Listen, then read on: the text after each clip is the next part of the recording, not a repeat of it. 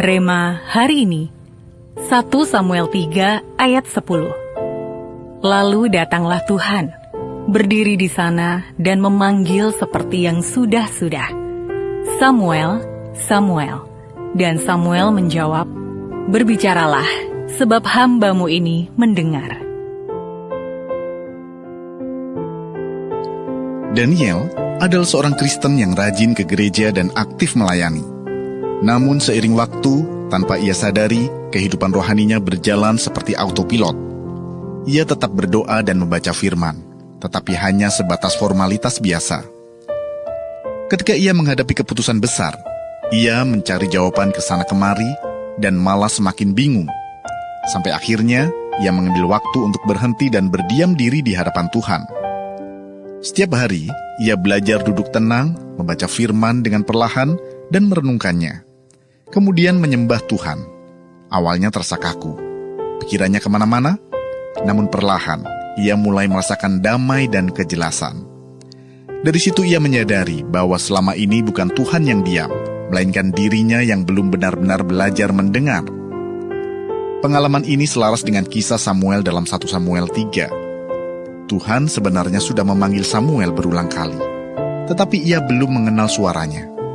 Baru ketika hatinya siap dan ia merespon dengan berbicaralah, sebab hamba-Mu ini mendengar, ia mulai memahami kehendak Tuhan.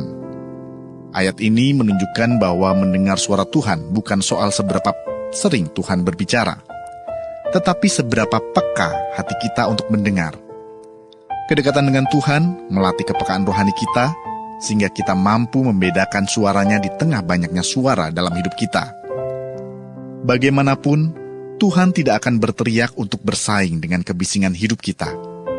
Dia berbicara kepada mereka yang mau mendekat, yang menyisihkan waktu, dan yang melatih hati untuk peka.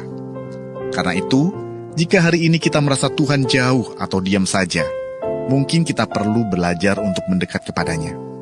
Kurangi kebisingan, tenangkan hati, dan latih diri untuk peka terhadap firman-Nya. Sediakan waktu bersama Roh Kudus dan tenggelam ke kedalaman baru bersamanya. Semakin kita dekat dengan Tuhan, semakin jelas suaranya dalam hidup kita. Di sanalah telinga rohani kita mulai bertumbuh. Keputusan-keputusan yang tadinya terasa gelap pun mulai menjadi terang. Apakah selama ini Anda hanya berbicara kepada Tuhan dalam doa, atau Anda juga menyediakan waktu untuk diam dan mendengarkan suaranya? Renungkanlah. Apa saja kebisingan dalam hidup Anda saat ini? Kesibukan, kekhawatiran, pendapat orang lain, atau keinginan pribadi yang membuat Anda sulit peka terhadap Tuhan? Langkah praktis apa yang bisa Anda lakukan mulai hari ini untuk lebih mendekat kepada Tuhan dan melatih telinga rohani Anda agar peka terhadap suaranya? Tuhan, ajar kami untuk tidak hanya datang kepadamu dengan banyak kata, tetapi juga belajar diam dan mendengarkan suara-Mu.